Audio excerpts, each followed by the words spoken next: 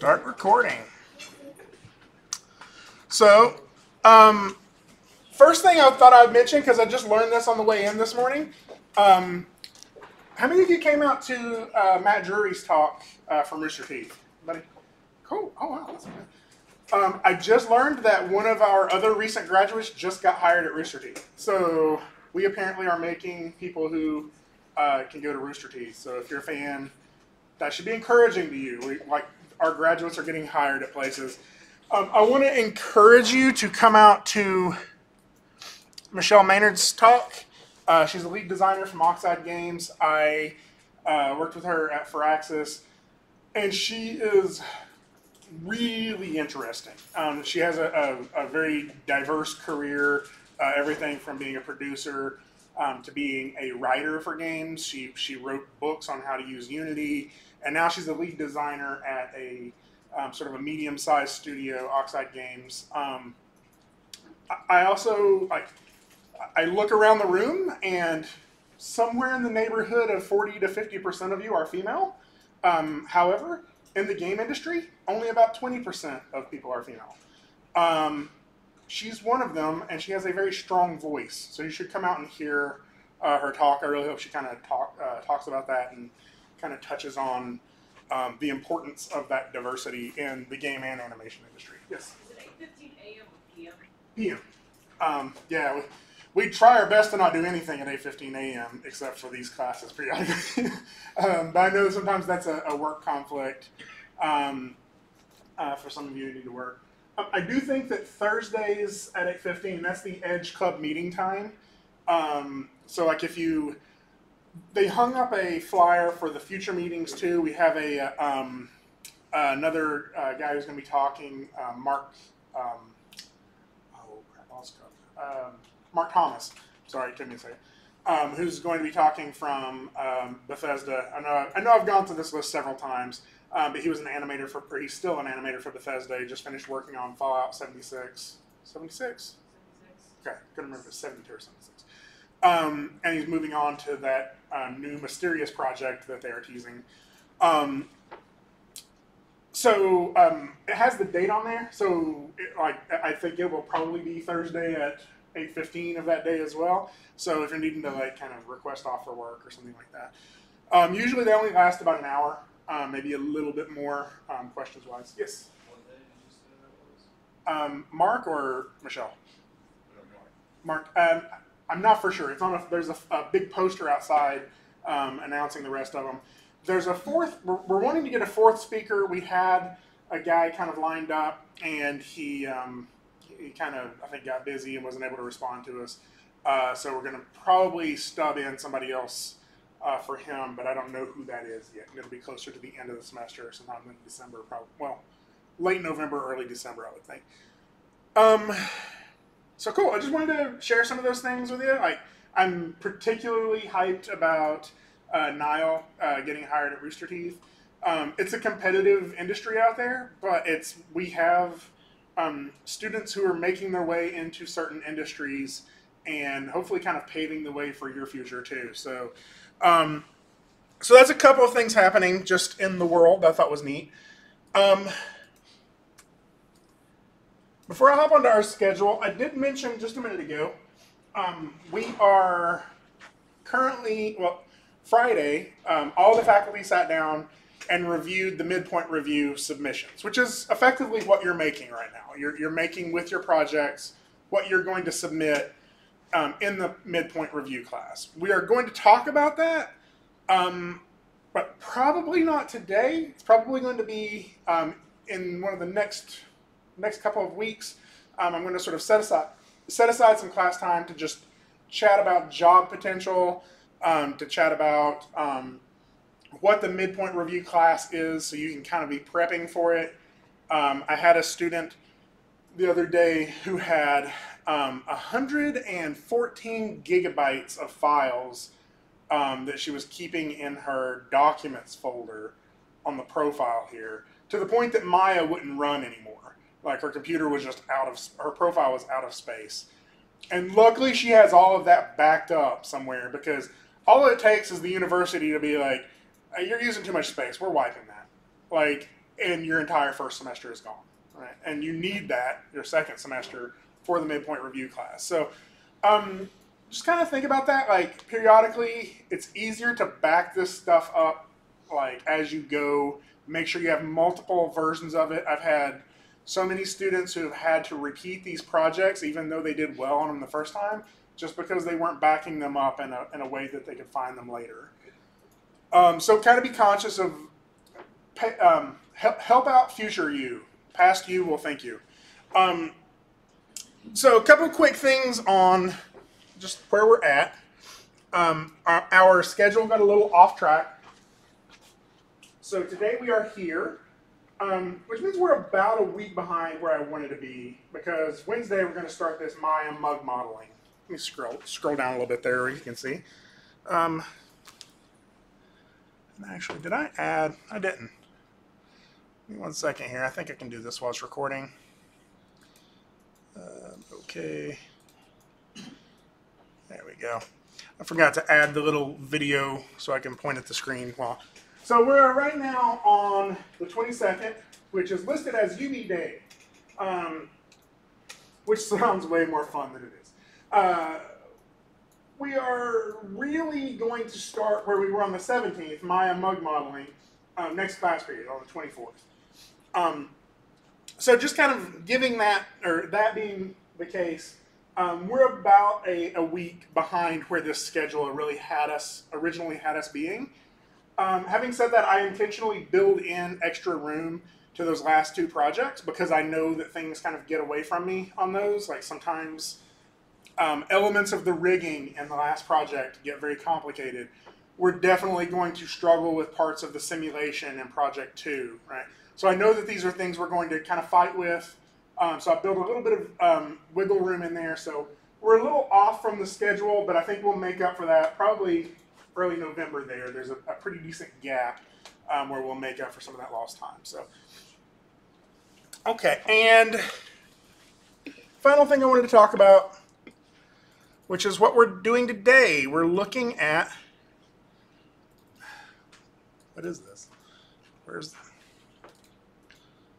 try that again.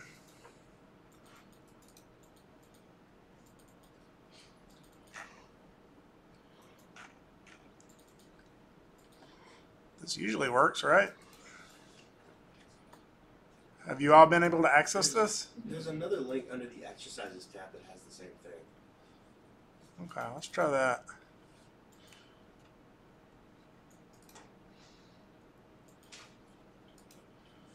Okay, I don't know how that got in there like that then. That seems like a mistake. There we go. So this is what we're looking at today. I wanted to talk just briefly about what we're going to be looking for. Again, I know I'm repeating a lot of this stuff. It's because I've recognized that saying it once, it doesn't always click. Like you maybe are still paying attention to the last thing we were talking about with the schedule, and 2 or 3 people missed something. So I want to remind you kind of how I'm going to be looking at this grade-wise. And it probably will help us a little bit to be thinking about what to focus on while we're watching them today, right? So first, the modeling. We did a couple of different modeling challenges in this. We modeled 2 different bottles. You were only really required to put one of the bottles in there, but I assume some of you probably used that other bottle just as some background object or something like that. The lighting and rendering. We talked a decent amount about lighting and rendering. The bottle animation and the ball animation. The things I'm kind of looking for in there is your usage of the graph editor, squash and stretch. Did you get some deformation in the bottle, or is the bottle just sort of bouncing stiffly? And then finally, the overall presentation. So sort of embedded in this or implied in this with the bottle animation is that you actually rigged it, like that there's some rigging in there that allows you to get a good animation out of it. An overall presentation is sort of how does all of that combine into one piece, right? How are you able to see that in one piece? I bring this up because the thing that kind of bit most people in the last project was not having it fully rendered or just kind of not doing a lot of work in terms of rendering to get a nice looking piece. because that impacts both the lighting and rendering and the overall presentation, right? And so if that's the case, please don't put off getting a revised render in there, okay?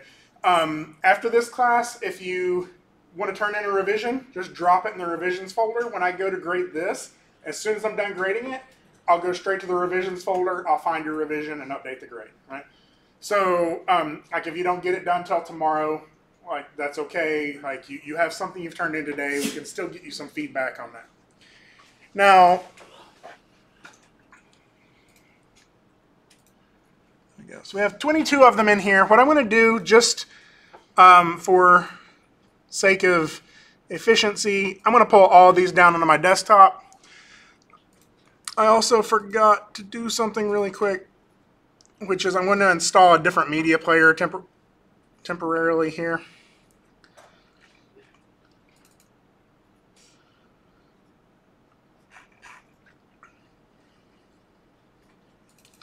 It's not that this was particularly better. This one allows me to play multiple movies in a playlist a little faster, so I'll take this just a second to do it.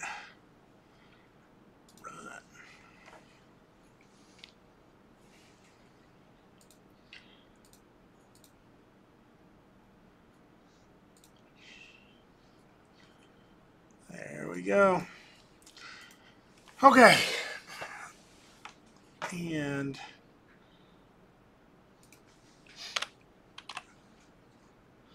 as player.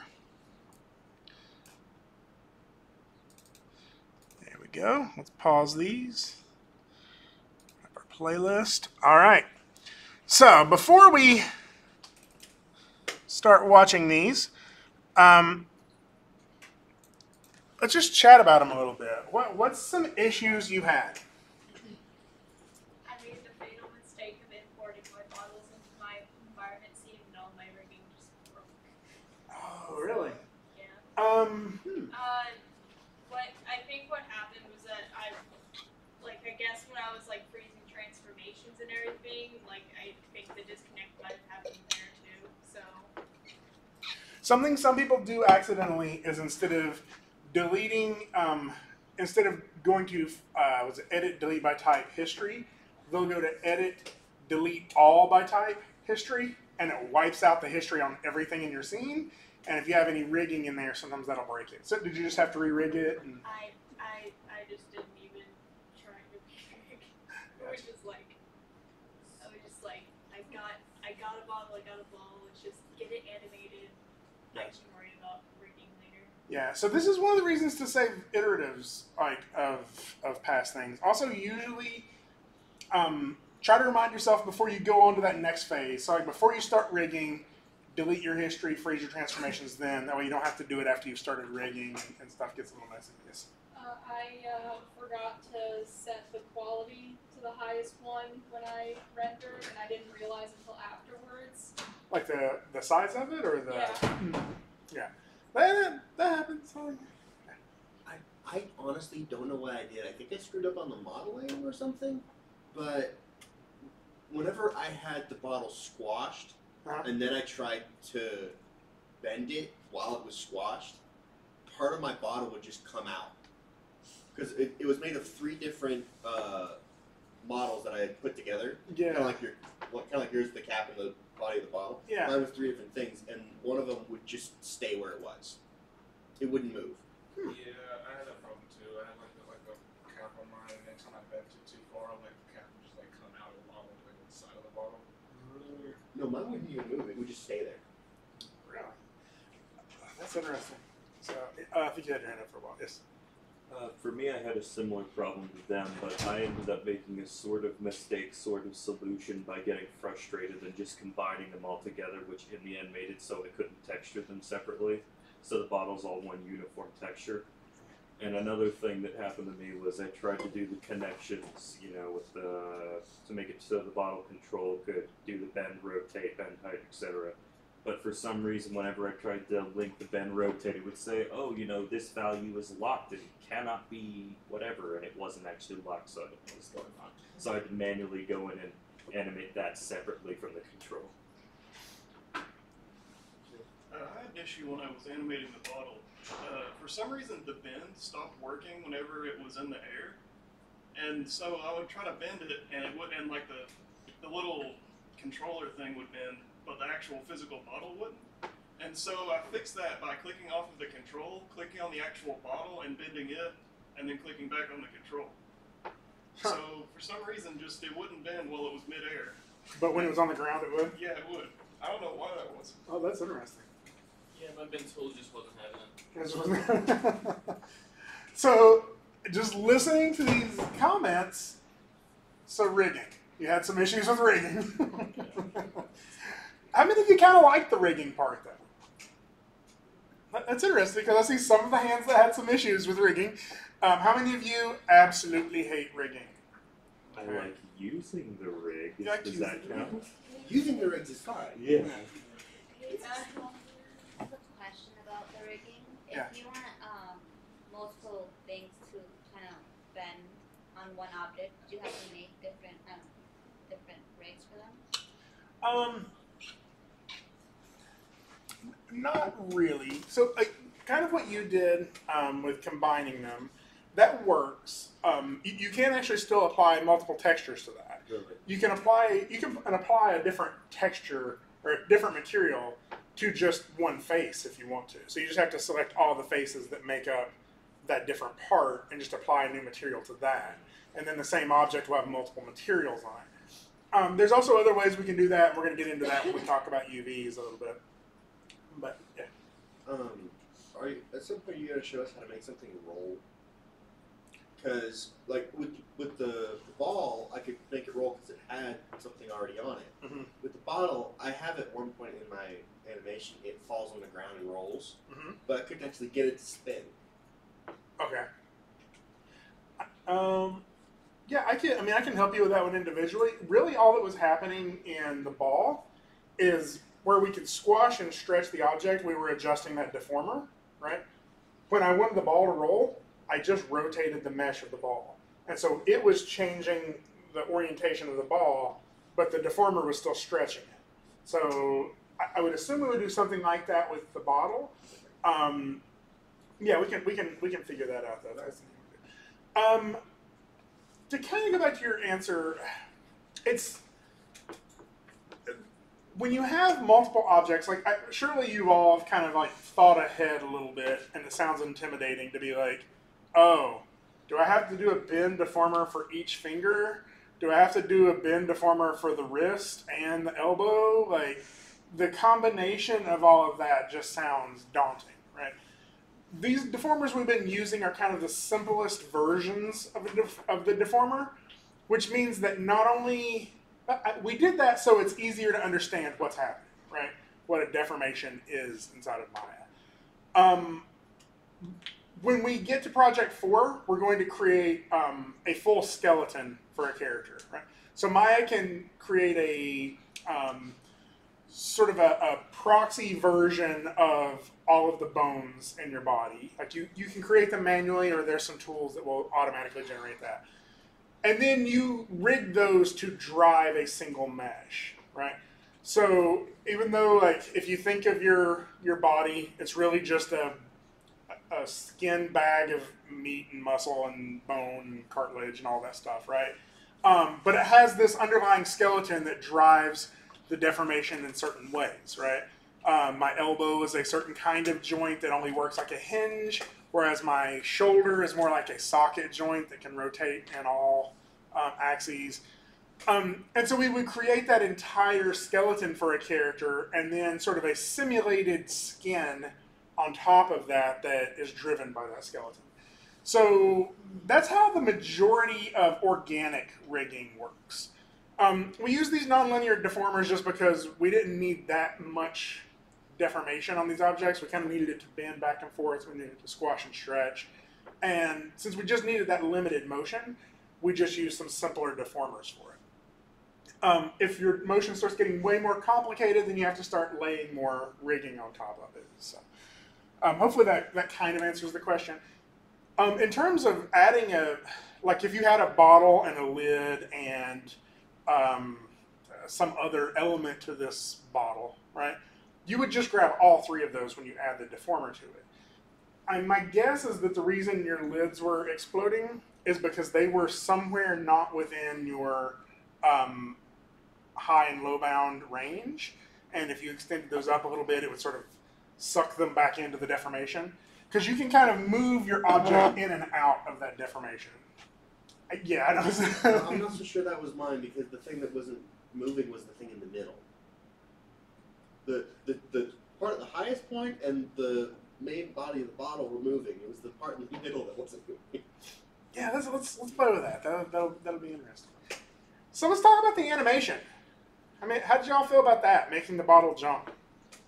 I liked it. That was fun. I like animating the bottle, but not the ball, because the ball was giving me issues. That's interesting. So the bouncing ball is deceptively hard, right? Like you think, it's a bouncing ball. I've been doing that since I was like 1, right? Like you've been, the physics that's going on in all of this stuff is really kind of complicated, right? I recognize that usually the bottle is something people enjoy, and my guess is it's because you've been here for several months now, and I finally let you bring something to life, right? I finally gave you the opportunity to be like, make this thing seem alive. Everybody usually also enjoys the arrow maze project because you're kind of like, ooh, my arrow, I get to make it seem like it has a personality. So I recognize that like there's really not a huge difference between the bottle and the ball, except for the approach that you, or the way you approach it, which is I get to make this move however I want to. And the ball, sometimes it feels like it's a little limited. I have to make this move in a way that seems physically accurate. And anyway, that's cool though. Like it always seems to be in all of my classes when we approach something and I'm like, okay, you get to bring this to life.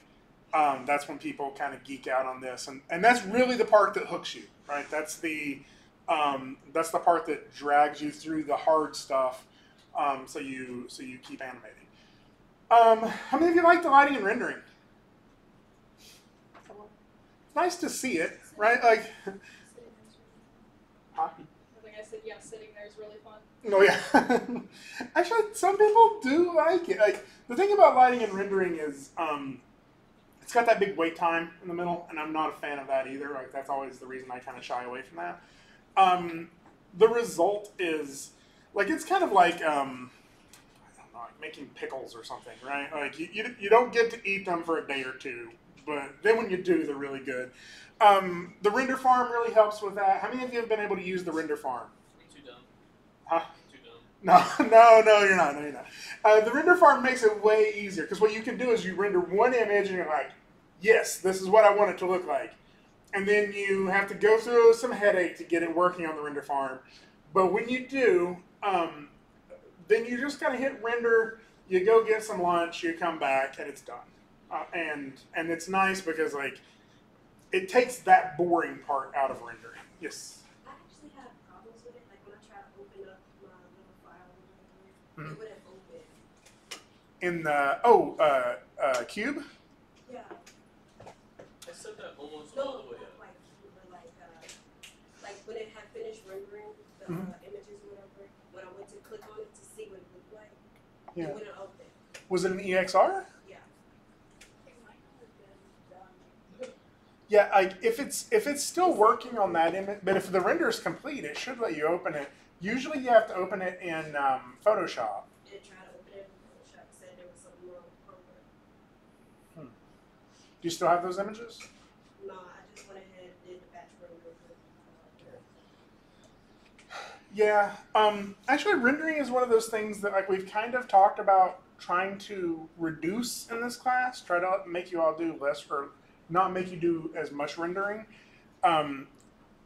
because there's a chance, not a chance. Hopefully, it's going to completely happen because I'm working on it right now. That this class will have an option to be online next semester. Part of the reason for that is to get like early access to high school students. So if you were in high school and you're able to do dual enrollment, you could start taking college classes early. And which means we have to kind of scale back on some of the requirements of it. Like somebody's laptop in Middle Tennessee may not be able to render for 16 hours and still be finished, right? Like, you want to make sure it's accessible to everybody who doesn't have computers that are relatively fast like this. So we're thinking about reducing the rendering, and in the process of doing that, if I can squeeze it in, I want to show you some ways to optimize your rendering, especially in Arnold. And I may even show you some options for this next project to be able to render using hardware renderer and get an okay render out of it. It's not going to be anywhere near as nice as the Arnold renderers, but rendering is the part that, like, some people love it, some people hate it. I will say we have a pretty good track record of people getting really good at it in the animation concentration. And animation is where you kind of focus a little bit on the lighting and rendering. Right?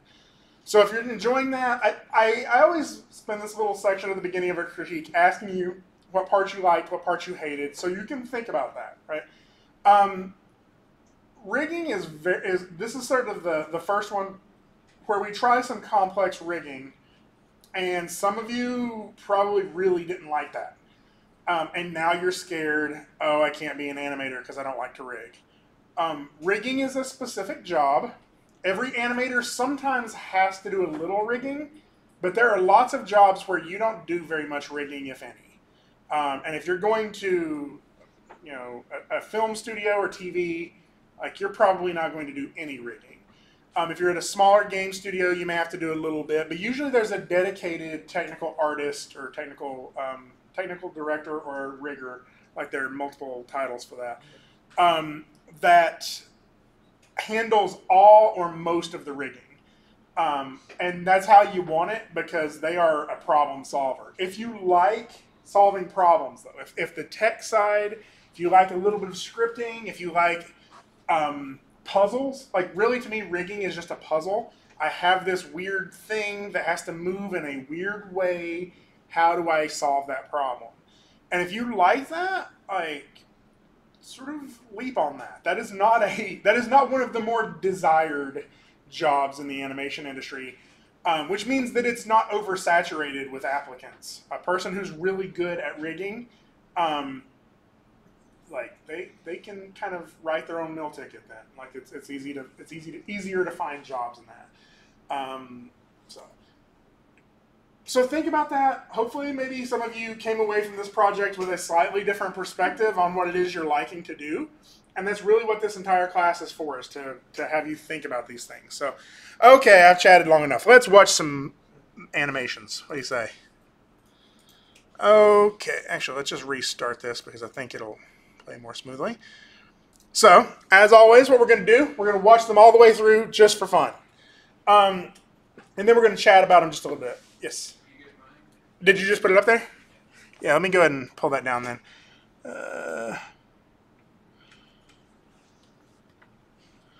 Where am I?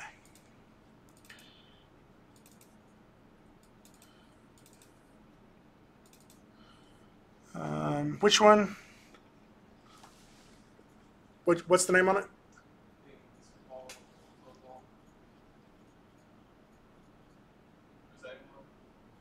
That one? Okay, cool. Oh. Anybody else put another one up there before we get started? Okay, cool, that works. I will clean that. Drop that in there. All right. So again, what we're going to do, we're going to watch all the way through them and just kind of enjoy them for your work. Yes? I don't think I turned mine in the right format. AVI. Do I change that? Let's see if it plays first. Where are you at? You are... Yeah, it's going to be a little slow. I can show you how to re-render that, though. But let's see if it'll play first time through.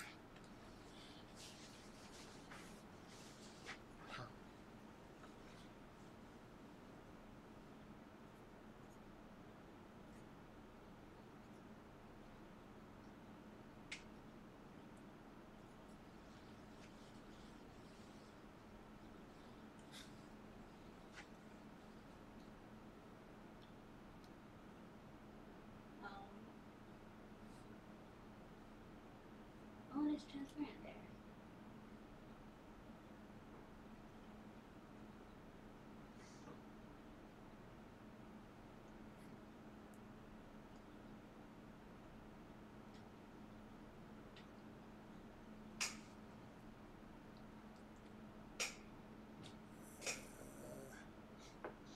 Don't know what's happening on this one.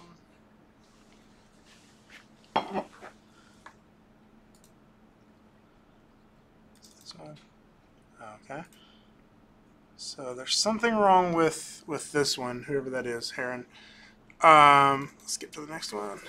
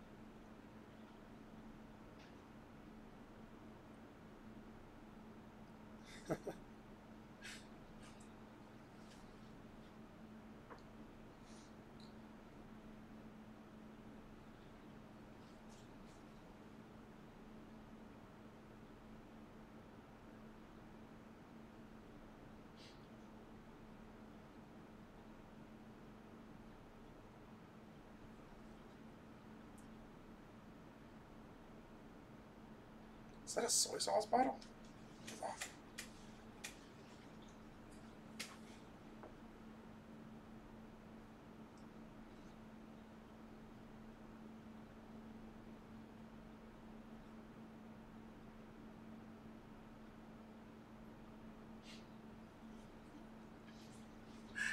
Neat. Actually, I just remembered somebody emailed me another one I needed to add to that. So what's your thoughts? Like, just first gut reaction. What are you thinking? Cool. I like the different bottles. What? I like all the different bottles. Yeah, some interesting choices in there. I saw soy sauce, and now I want like some Chinese food. There's a lot of them that are really good with texture. Oh yeah. Right? So that's something to notice. How many of you are enjoying the texturing and the materials part? So unfortunately, because of the wait time, that's also the lighting and rendering, right? That's, but sometimes texturing is something that you do in the modeling stage. Getting those materials to look just right, sort of as a combination between modeling, texturing, and lighting and rendering. We have a class later on. It's called Lighting and Rendering. It's repeatable, and Marty Fitzgerald usually teaches it. And he is freaking incredible at it. Like, it is a class that, like, if you're coming to the portfolio reviews periodically, you'll see sort of clusters of students that come through wanting to do lighting and rendering, and the work's just amazing. Like, the renders are, like, indistinguishable from real. So I strongly encourage you to pursue that. It's usually people in the animation concentration who have a tendency to go through that, although sometimes visual effects and gaming as well. Lighting and rendering is part of the gaming pipeline. Like, somebody has to create lights inside of a game engine too. The lighting and the rendering works a little bit differently in a game engine, but I think that's not always going to be true. There's a big push toward real-time rendering right now for a lot of productions, which means rendering using a game engine like Unreal or Unity. There are several movies and TV shows that are starting to do that, including Big Hero 6. Big Hero 6 has a series of short films that are coming out soon that are all rendered in the Unity game engine. So this is, like, that's a kind of an area of the pipeline that is, I think, going to change relatively soon. And, like, if that's something you're interested in, like, run for it. Yeah, texturing is hard. There's some software packages I can show you in the near future that I think you'll really like, that makes texturing a little bit easier. And we may cover that on the UV day if we can. So, what about all the motion in that? You all, like, the requirement was like the bottle had to jump at least once, and you all kind of took that and ran with it. Like, there was a lot of motion in here, right? How many of you tried to do something more? I saw the ball assaulting the bottle several times. Like there's a lot of violence in these, but that makes that harder, which is exciting to me that you did it, because that means you didn't have to do the hard thing, but you did it anyway, hopefully because you were enjoying it. How many of you tried something like that, and like what were some of the challenges you had? Oh well, I made my bottle flip, so it was a bit kind of like hard to make it like stay in the same place and to like make the bend and the squat to make it look like it's actually turning. A flip is really challenging, because like if you think about it, like my center of gravity now is usually somewhere like around the navel area. It's where most people's are, give or take, depending on like how your body's shaped. Once you're spinning in the air, like really it starts to almost become like the average of all of your mass is where that pivot point is. And figuring out what the pivot point, what the rotation point for a flip is, often that's not the place you put a controller in your rig, right? So you were probably having to counter animate to make it look like it was rotating from the center, even though you were animating like maybe this controller on the bottom, right? So that's an interesting rigging conundrum. To make that easier, maybe you could have made that that control, or made another control that was in the center of the body's mass. That way, that's where you could rotate it. I was actually able to rotate it to the center. Oh, okay, cool. I just changed the pivot to center pivot. Yeah, okay, then that works. Like that would be the easier way of doing that. So that's as simple of a solution as that is. That's rigging, right? That is what rigging artists are doing, is coming up with how to make this most easily manipulatable for an animator. So, who tried some other challenging things? Well, the cork on my bottle was originally supposed to pop off, but for whatever reason, when I like keyframed it to shoot off at the very end, it started from the beginning as way above the bottle and just kind of bounced above the bottle, and I didn't really know how to fix that, so I just kind of left it. Okay. Yeah, that's again, that's another rigging challenge. I'd love to sit down with you and see if we can figure that out. Like that seems like a. So I think some of the process from here on to the end of the semester, we're going to have more work days in class where I can sit down with you one-on-one and help you solve problems. I encourage you to ask me those questions. That's a great time for you, because you're all going to start diverging a little bit, right? You're all going to get better at certain things. Some people are going to pursue, rigging a little bit more. Some people are going to pursue animating a little bit more. And that one-on-one time is going to be where I can help you solve problems that we weren't able to solve in class. So, somebody had their hand up over here? Mine was with the materials. I tried so hard to get transparent in Maya and the renders, and it wasn't. But then it just showed that it was. So it looked like what you showed there was a play blast, though, because it had like the rings around it still. Yeah. Oh, I didn't know how to get them off. You have to render it. Yeah, it was a full render. That looks like a play blast. No, it was a render. Huh? It was a render. How did you render? Did you render it with 2.0? Hardware 2.0? I don't know.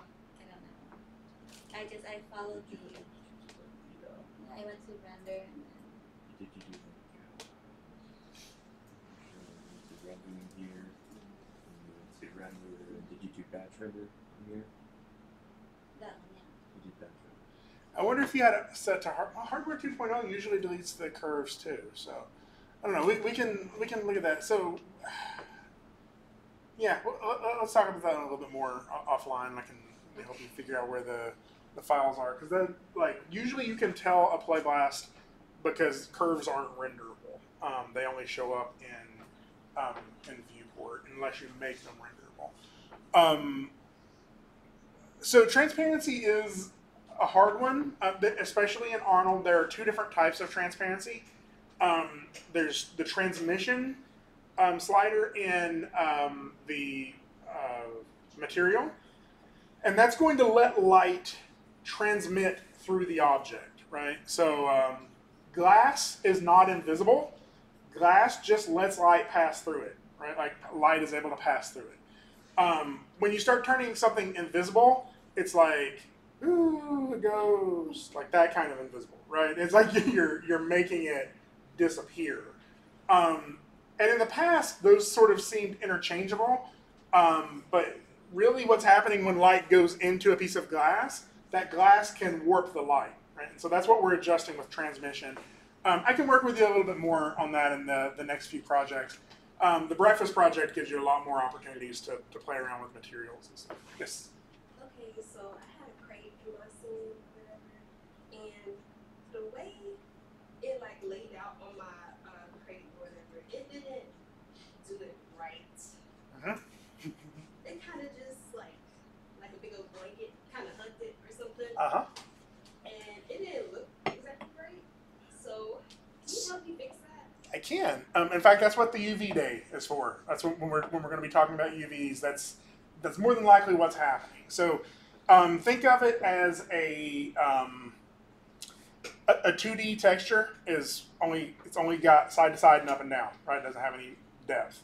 But your model does. And so really what we're doing with UVs is we're laying out our model as if it were completely flat, so we can line that up with how the texture should lay down on it, right? Sort of the morbid, maybe not morbid, but like the sort of slightly gross comparison is like an animal skin. Like there's a certain way that you can take the skin off of an animal to lay it out flat. It's pelting, right? And that's kind of what we're going to do. Like we have to kind of figure out how to cut up our model so we can lay it out flat and it doesn't stretch and stuff like that. And that's really like challenging, and most people don't enjoy the process. Like most people think of it as kind of one of the tedious parts, but that's kind of with everything. All of this stuff, as fun as certain parts are, they all have their like area that is tedious. And really, you just have to decide which flavor of tedium you like the most.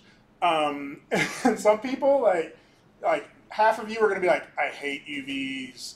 And then a couple of people are silently going to be like, I kind of like UVs. But I don't want to tell anybody because they'll yell at me. That's okay. Like, embrace it. Embrace your love for the UVs. But it's really cool because when you have them properly laid out, you can get some really nice texture work in there. If it's a box, we can probably lay them out relatively easy, and I can show you how to do that. All right, so let's watch these again. These times I want you to look for specific opportunities to improve. I like using that phrase. If anybody's ever had to work in an office setting, like a call center or anything like that, that's the kind of language you hear there, right? This was a real opportunity to improve. But I think that if you look at this that way, that's why you're in school, right? Like the reason you came here is so I could strategically put hurdles in front of you for you to trip over, so you can learn how to not trip over those hurdles in the future, right? Really, like all of the stuff that comes out of my mouth, like I'm sure that's helpful because you don't have to go read it somewhere, but it's not unique. Like these are ideas that you could have found somewhere else. The point of being in school is to find things that are wrong with your work so you can improve those. So let's do that. Let's watch these one more time. We can call them out individually if you see some specific things. But mainly let's look for sort of some consistent elements, things that are not working. And this time through, let's just focus a little bit on the things that are not animation, but not the way that things are moving, because we'll sort of do a specific one for animation next. Let's look mainly at ways to improve either the lighting and rendering, the modeling, staging, things like that. Even like what would just make this more appealing to look at in terms of design and visual quality, right? So let's go ahead and watch through for that. I know it's going to be, sometimes it's hard to not get distracted by the motion or whatever. So that's one of the reasons I just wanted to say that. Okay, so I reopen it because sometimes it gets a little clunky. So here we go, going to watch through them.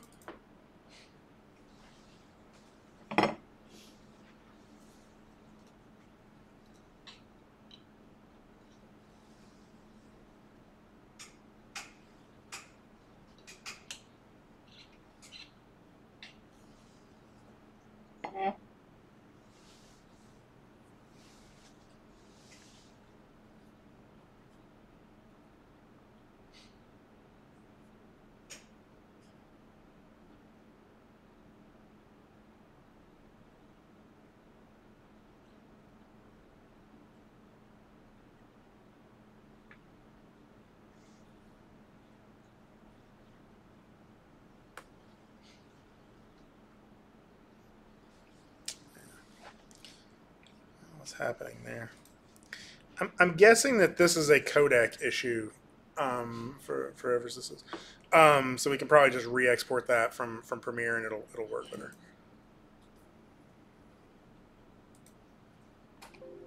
Oh, sorry. Let's start that one over. I'll make some notes to myself.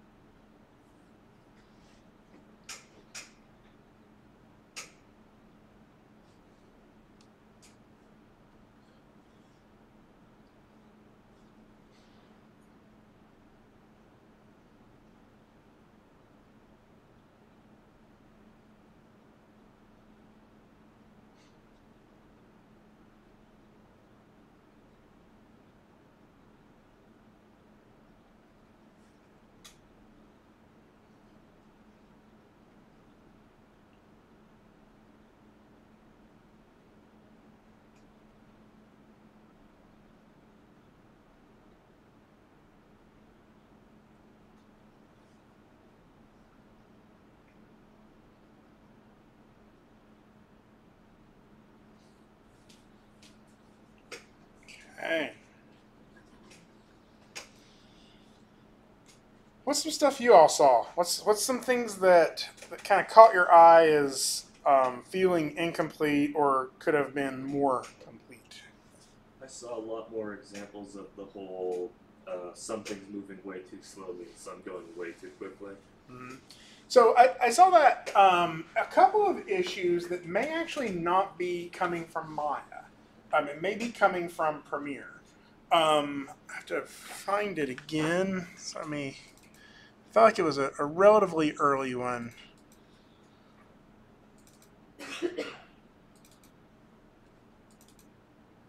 Oh. Yeah. So this one right here, Ben Hicks. So you see like it kind of feels jittery. It kind of feels like it's playing it at the wrong frame rate. And yeah, I didn't do mine in Premiere because I did it on my computer. I did do it in the Photos app.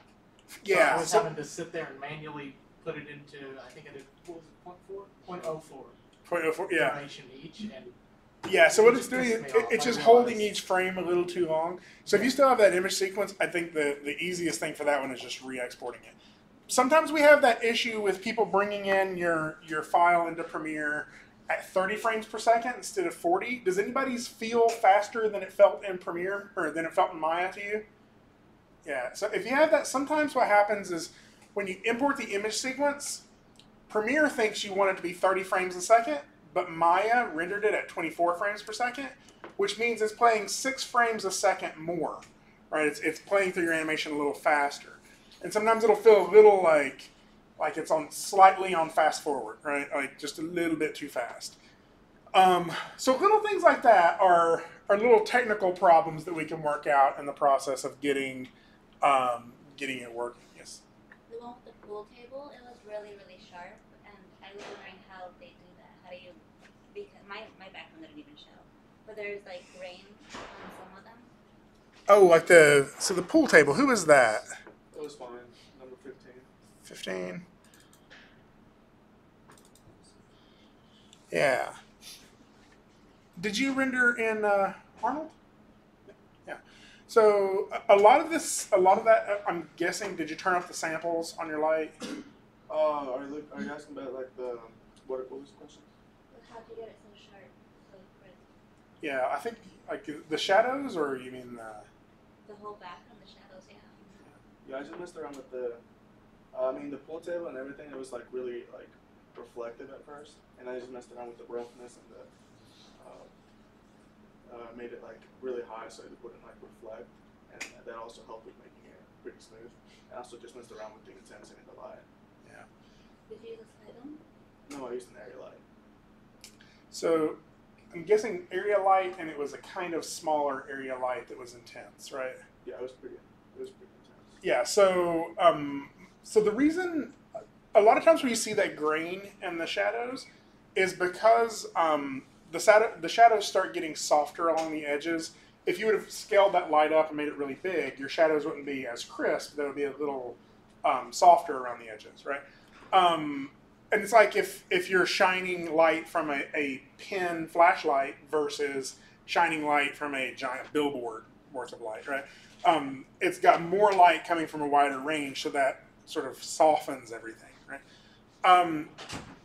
And so I'm guessing if you were to have softened that, you probably still would have had a little bit of green in there. And the way you get rid of that is turn up the samples on the light. There's a couple of other things in the render settings where we can get some of that grain out of there too. Yes. Do you see the effects of the area light in Maya? Yeah, right? I mean, I tried it, but I had a sky dome too, and the area light didn't seem to do much. The sky dome's probably overpowering the area light, more than likely. Sky dome is, yeah, the sky dome is a nice starting point, but sometimes, like, if you need to get a little extra light on stuff, you have to crank that intensity way up. It's like if I had a flashlight in the middle at noon versus a flashlight at dark, right? That flashlight really isn't going to illuminate that much unless it was like a spotlight that has this like super amount of light coming out of it. So you've got to crank the intensity way up to actually start seeing the results of that. Other things you noticed visually? I really like the sippy cup. Like with mine, I did a pond bottle, Mm-hmm. and I couldn't get like the perfect plastic. It kept looking more like glass, but the sippy cup was good. Yeah, I like that. I like the idea in the sippy cup that you have the ball inside of the bottle, right? Like it was like riding around with it, and like so that little element. That's one of the 12 principles. It's appeal, right? Like you walk away from that one remembering it more than you do the one that was like, I jumped once, right? Like you, and so that is something to think about. Is like, is this appealing to my audience?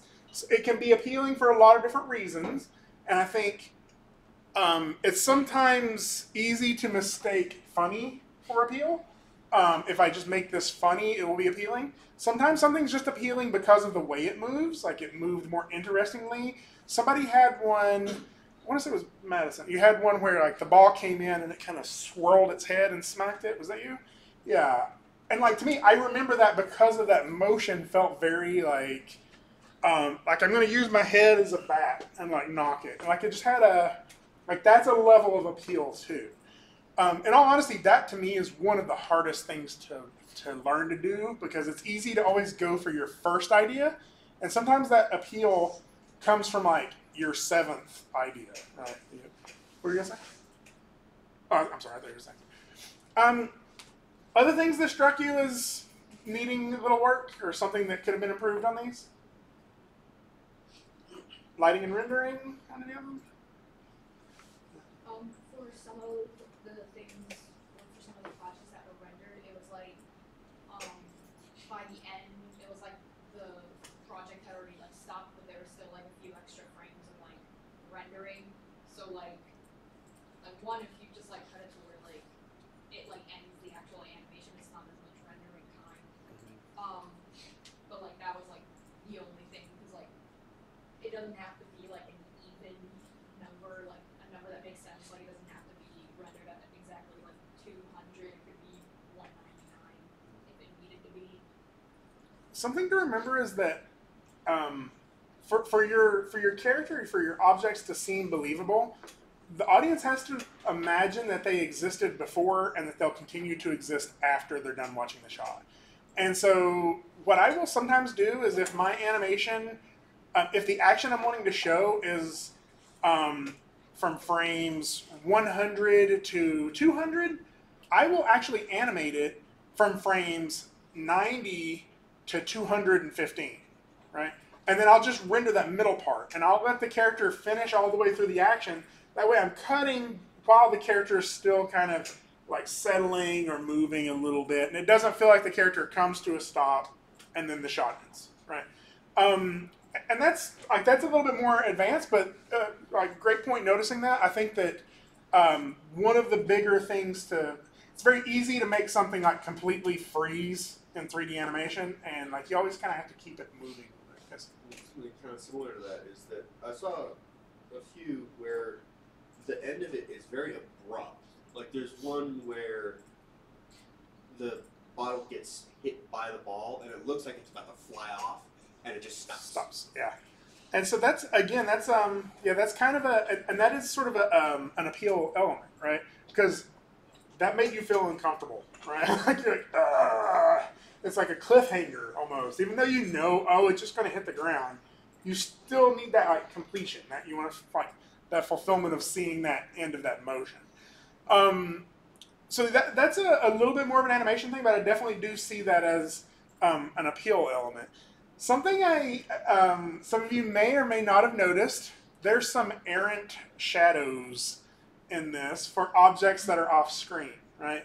So your ball hasn't came on screen yet, but you can still see the shadow on the ground just sitting there while you're waiting for your ball to come on screen. And there it goes, it starts moving, right? And you don't notice that until after you render, right? Sometimes that's why your first render is not your last render. Like sometimes that's why you're like, oh, I forgot about that. I had an animation I'm currently working on. I need to finish it up. Where a kid jumps from off screen and sort of lands on the bed to wake his dad up. And I rendered on that. Like that render took probably 4 days. I think it was on a render farm. Like it was a long render. And I was like, all right, I'm excited to see it. And I opened it up.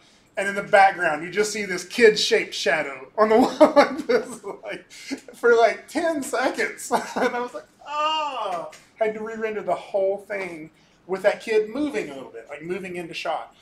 So one of the things to do sometimes is go through and like render a few frames on your computer and just say, is there anything in this that's messed up? Like, is the motion going to cause any things you don't see? Okay. A couple of other little things I'll mention on this, just to kind of notice. I do feel like, although this wasn't necessarily heavily graded on the texturing, there was a lot of gray on gray on gray, right? A lot of it just maybe adding a color to the floor, adding something on the background. There was a lot of these where the background it was just like, this is happening on a floating plane in the sky. And just kind of hiding that from the viewer just allows them to forget that they're watching an animation and fall into your story, right? All of these things are really small that can just be kind of distracting. And I think we noticed it in some of the first few, that there are a lot of these that it's like we're watching them from a telescope from a building across the street, right? Like, we don't have to be that far away from the motion.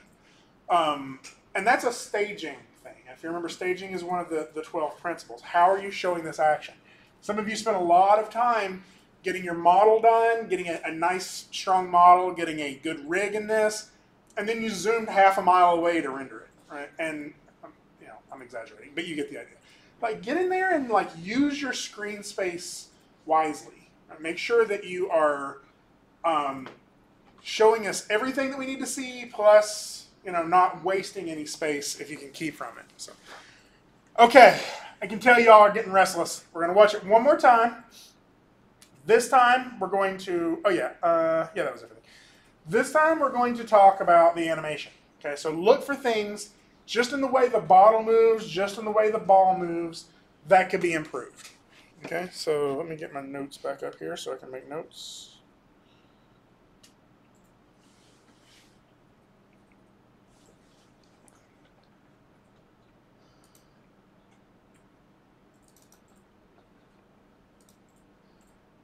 There we go.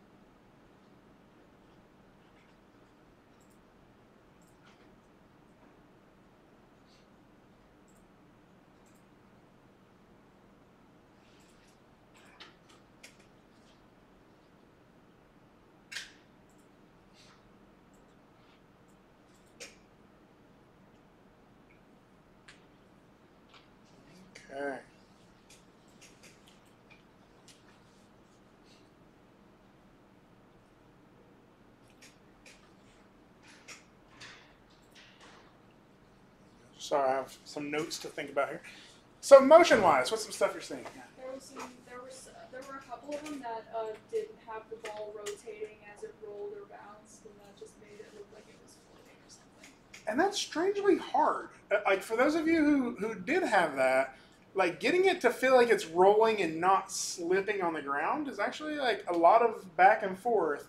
That's where that graph editor really comes in handy because you can nudge stuff here and there and fix it. Other things you have. There were a couple where it felt very floaty, like the ball stayed, not the ball, but the bottle stayed in the air way too long, or it went up in the air and started an arc, and then all of a sudden it went up higher. Yeah. So for that to happen means there has to be some other force that made that happen, right? And so that's something to think about in terms of force. So I think Maddie had her hand up. This is just something that I noticed that I really liked, and I think it was number 19, and that was for the animation of the bottle. The bottle kind of like shakes and like kind of like extends itself like it's angry. Oh, that's serious night. Like almost like you can see like it's doing like this number, like it shakes, and it's like it puts its arms down, but it doesn't have any limbs. It's just like, and then it just like storms after. And I liked how I'm like, oh, that bottle is angry. Yeah. And like, There's it's some. a bottle. There's several of them that had some emotion. There's another one. It looks like a hairspray bottle or something, or like a spritz bottle. It's green in one of them, where it kind of like looks sad for a second. I'm like, oh, bottle, why are you sad? Like, yeah. Yeah, like, kind of like basing off what she said, there was like a couple bottles that needed a bit more animation, and if not a little bit more animation, like something smoother. Because a lot of these, like, you can actually, like, going through them, you can actually give the bottles personalities, and to some bottles, you can actually give them age, if you, like, really pay attention to it. Like, you'll see some that are actually really playful, some that are more serious, some that are more, like, intimidating than other bottles, some that are angry. And then, like, the ones that are more playful, you can give them, like, a younger age range, and then, like, the more, like, serious ones, the more like intimidating, you give like a higher age range. So it gives a personality to it. So we watched Luxo Jr. and you could tell automatically from Luxo Jr. the two little lamps from Pixar, right? You can tell immediately, even if not just based by the size, you can tell which one's younger, right? Just by the way he's like, and you've seen little kids that are just like, they got this like energy that's like they're going to explode, right? Yeah, you're right. You can totally do that. And then there's some of these that's like, the way they jump looks exhausted, right? Also, the bottle type sometimes goes well with the motion. Like with the baby bottle, the like choice of the baby bottles and the motion of them, with the kid age. Yeah, it was, and it had like a lot of like springiness to it. Like who did the baby bottle stuff? Oh, that was me. Was it you? Yeah, okay. Yeah, you can tell like there's like this like overlapping act. I like the whole animation. Yeah, that one was fun. You had your note? I had two things. The 19 too. I liked how it looked like to me it was actually skipping. You could see its toes touched at different times. So like the front and the back, like that rock, to it. And then some of these, the bottles and the balls, they don't hit the floor, so it's either floating or sinking. Yeah, that's a hard one because sometimes you don't notice that until after you've rendered. Like I saw some. There's one of them. It's the one where the bottle like uses its head to throw it off the screen. And that looks really good, and then the bottle falls over, but the bottle's just got a little bitty gap of space and it hasn't quite touched the ground. And it's like, oh, so close. And that probably happened to you too after you rendered it. You're like, oh, that was on the ground, right?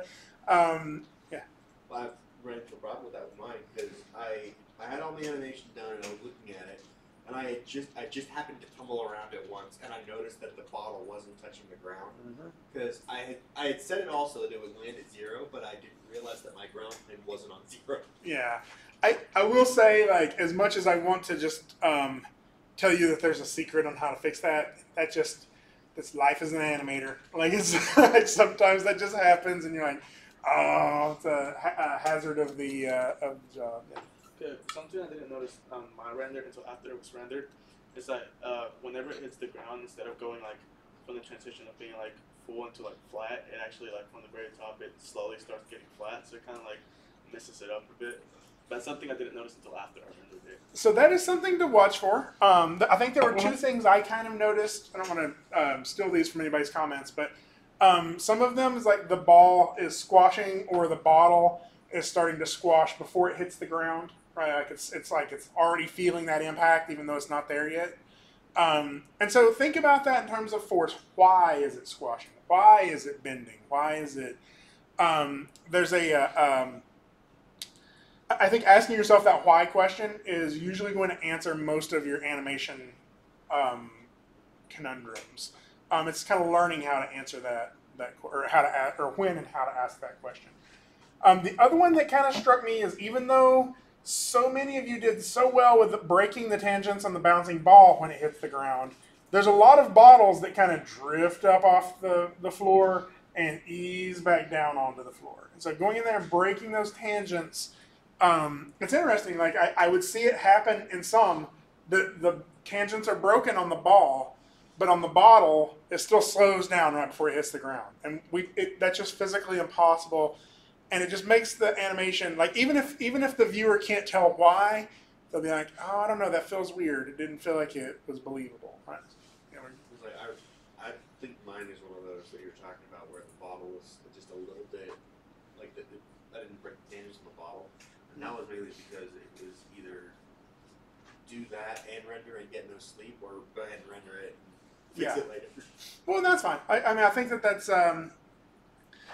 hopefully one of the other things you learn in this class is sort of a little bit of a time management. But I recognize that I'm not your only priority. Like this class is not your only priority. I sometimes I like to think that I'm a nice guy. Like I think of the teachers, I'm the one that I'm one of the ones that hopefully you're not scared of, right? And having said that, that means sometimes when your English teacher or your math teacher is yelling, you got to get this done on time, it's easy to prioritize that stuff. And so and that's not me implying that that's what happened to me. But just kind of, I see that later on. I get into the 4,000 level classes, character animation. People are like, I want to be a character animator so bad. And then at the end of class, they'd be like, I didn't have enough time to dedicate to this class because of my psychology class. And I'm like, you want to be a psychologist? No? Well, fail that class instead. So, I mean, not really. Like, you want to pass all of them, right? But make sure you're prioritize the things that you hope to do too. Time management is the hardest thing in all of this because it's so easy to feel like you're on time and are on pace, and then you get to the end of it and you're like, oh, if I just had a few more hours. How many of you could get so much done if you just had a few more hours, right? Yeah, you always feel that way, right? The phrase that I use the most is, it's never done, you just run out of time. For this class, when you run out of time, it goes up on the screen and we watch it, and you may have like a few minutes of like, oh, I wish I'd have gotten to that, right? In the industry, when you run out of time, they put it in a box and they send it to millions of people, right? And you have to live with that for the rest of your life. I have characters that I'm like, oh, I wish they would have let me do one more polish pass on that. I wish I could have squeezed that in. And it's animations that like people see every day. Like they landed on the cover of magazines, and I'm like, I should have tweaked that pose just a little bit. Right? So yeah, it's hard. I think y'all are really like. There's a reason these principles classes are hard, and it's to prepare you for the fact that the 2,000 level classes are hard, and the 3,000 level classes are harder, and the 4,000 level classes are absolutely freaking crazy. But yeah, no, it's that you learn to prioritize it. You learn to be like, it's going to take me 5 hours. I better get started, and so hopefully that's something that you learn along the way here. I try to be a little easier on you, and that's one of the reasons everything is revisable, is because that should be a learnable experience. Couple of other things I would say in terms of the bottle animation. Think of how much deformation is in there. Some of them maybe went a little too big, just a little bit, not much, just a little bit. But by and large, that's usually not the issue that people have at this stage. It's not going too big. It's actually going too small. And I think it's because of that same snow blindness issue. Like you're working on it and you're like, I moved it 0.1 and look how much it deformed. And then you look at it 2 weeks later and you're like, did I even move that? Like it just got a little bit of bend to it. The phrase I use a lot, push it until you break it. Right? You like bend it a little bit. Was that enough? I don't know. Bend it some more and see. Like bend it a little further. Is it broken now? No. Bend it a little further. Is it broken now? Maybe not. Bend it a little further. Oh, now it's broken. So Control Z, right? That's like that's how you fix that, right? I would much rather see you push this a little too far in terms of exaggeration, because it's very easy to go into the graph editor and grab that curve and scale it back down. But to push it bigger, you have to go in there and make changes to each of your poses, right? So go a little overboard with it, and we can always scale it back. That goes with timing too. Some of the timing, don't worry, like you want to strike that balance of not too fast, not too slow. Usually, student animators, their animation is just a little too slow, right? And so, a lot of times, you can just speed everything up, grab all of your grab all of your keyframes, scale them in a little bit, and make them just a little faster. A lot of times, that will make it a little bit appealing.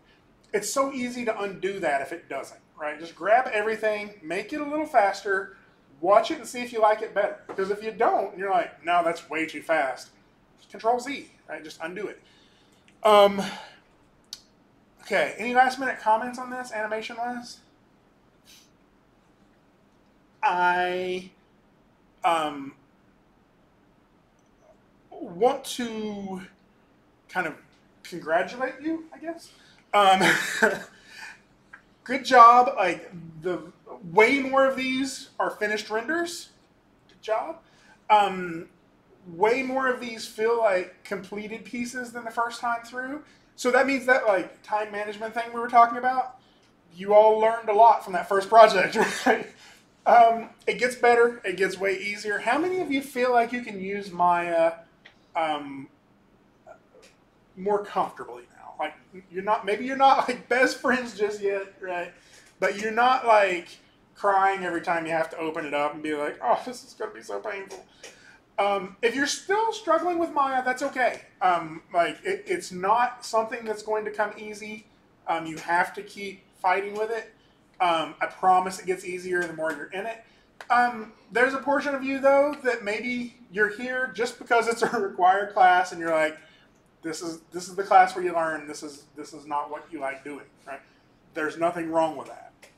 If what you come out of this class with is, turns out I don't like animating, but I do like visualization. Like that's probably the most valuable knowledge you can get out of your first year here, right? Is you by the end of your first year, like so many people across this campus still have no idea what they want to do, right? We want you to have an idea of what you want to do after your first year. And then you can pursue it for 3 more. So let's watch them one more time and just kind of enjoy them for what they are, because this is an accomplishment. This is a lot of work you've put into this. Sometimes you show this to people and they're like, oh, cool. Did you hit like a bottle animate button or something? No, this is hours of work. How many of you put more than, let's say more than 10 hours into this project? I figured, right? I just want to keep reiterating, that's the only way to get good at this, is putting hours into it. There's not a secret like book you can read that makes you a good animator. The only way to do it is to run through these problems, to hit these problems and learn how to solve them, okay? So, great job. Let's watch them one more time and then give you a round of applause here. So.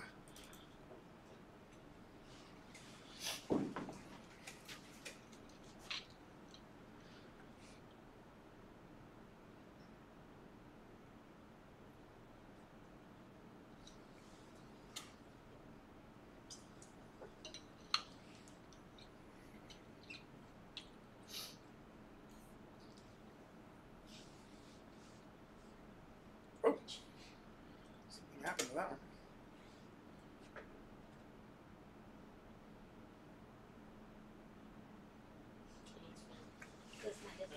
It's not you all. It's the player. I like the one where the camera moves. Oh yeah, that was something I was going to mention. So that is something to think about. Camera motion. Some of you, like where you're really far away, sometimes that's because you're wanting to show more of it. Notice the people who cut cameras here. I have different camera shots for that. Sometimes you don't need to show all the action from one camera. You could cut to another camera to show it.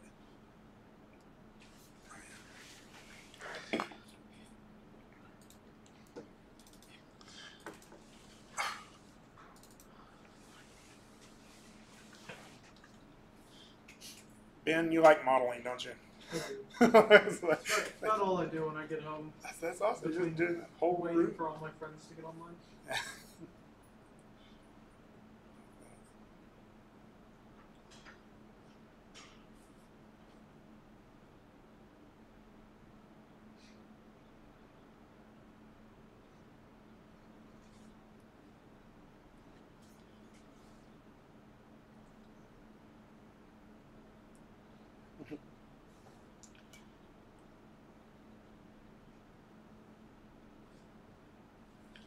This is the sad bottle I was talking about.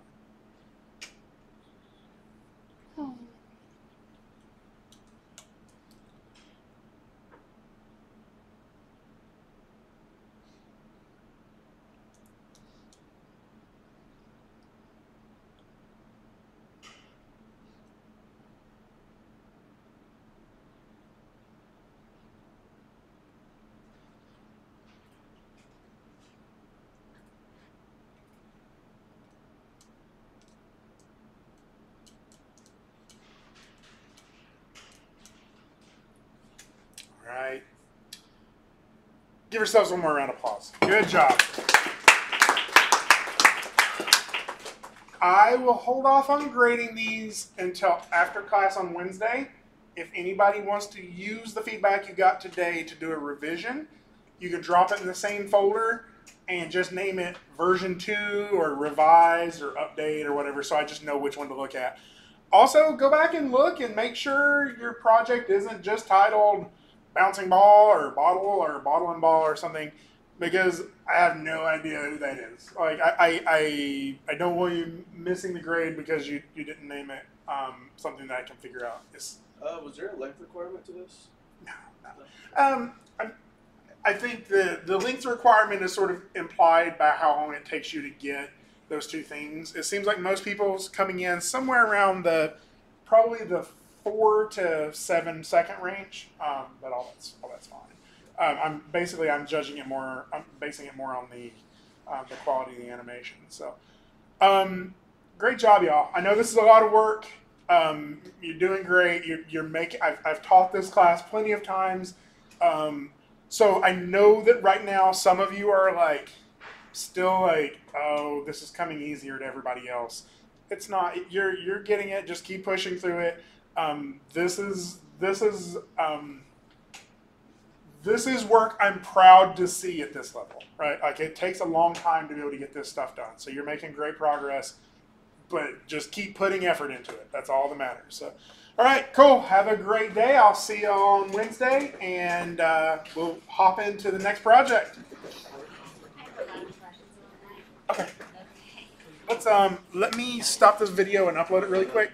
I think we got about 10 minutes. I can help you with it.